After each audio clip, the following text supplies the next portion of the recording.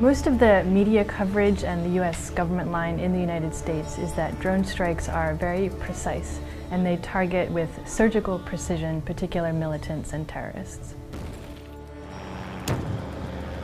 What we have documented is that drones kill not only terrorists, they kill many others, they kill civilians, they have killed women and children. We went to Pakistan in 2 separate investigation missions to speak with people who themselves had experienced drone strikes. The result of our research is a report entitled Living Under Drones.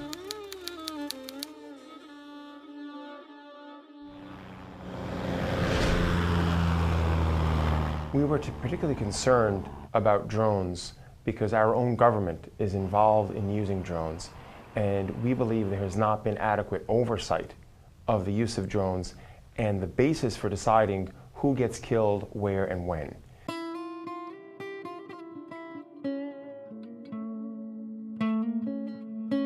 We gained access to the people in what's called the FATA region, the federally administered tribal areas in Pakistan. That's an area that is cordoned off and into which virtually no one can enter. We were able to speak to people from that area who came out to other parts of Pakistan and to interview with us.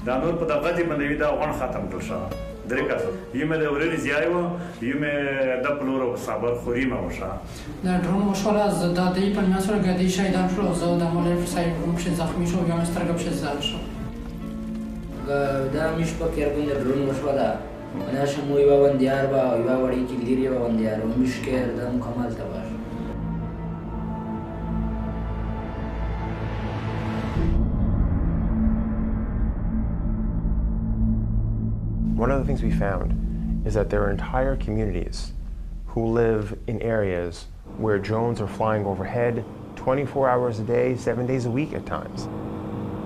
And these people don't know when those drones will strike. They don't know who they will strike.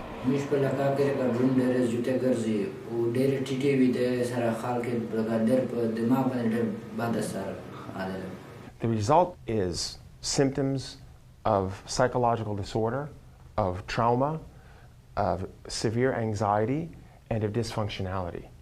We heard stories of people who won't leave their houses. The drone stream دازمون په علاقه باندې لکه ډېر زیات اثر ورزولې دي. اکثر خلک باندې دومره زیات ذهني پرشر نه چول شوی دی چې پېښور ته ډاکټران ته نه درومي.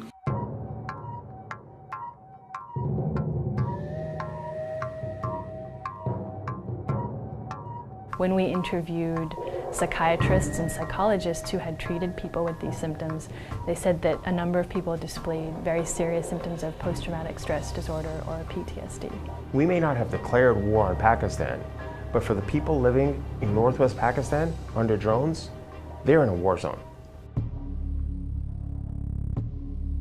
One of the things we found and documented were incidents of double tapping. There'll be an initial strike on a target and then very shortly after a secondary strike. What has happened in the period between the first and the second strike is that neighbors or people nearby or family members or in some cases doctors have come to assist those who may have been injured and still survived.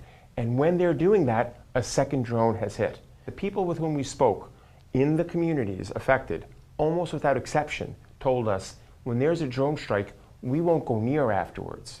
And we even heard this from some medical professionals.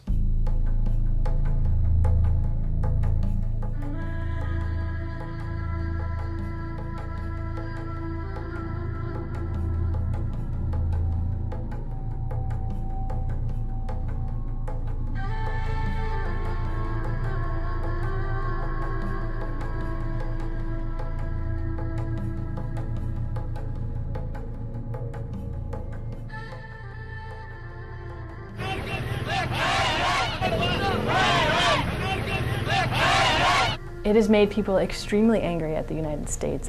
The New York Times recently classified drones in a piece as the new Guantanamo, the new recruiting tool for Al-Qaeda.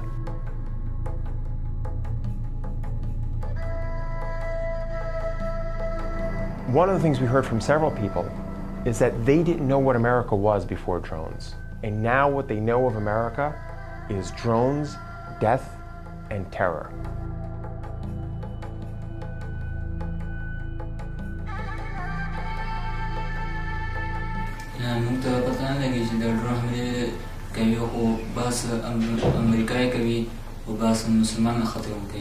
One person we interviewed asked me, do American people know what these drone strikes are doing? Do American people know the strikes are killing civilians here? And people said to us, we want you to go back, now that you've spoken to us, and tell the American public the impact that drone policies are having.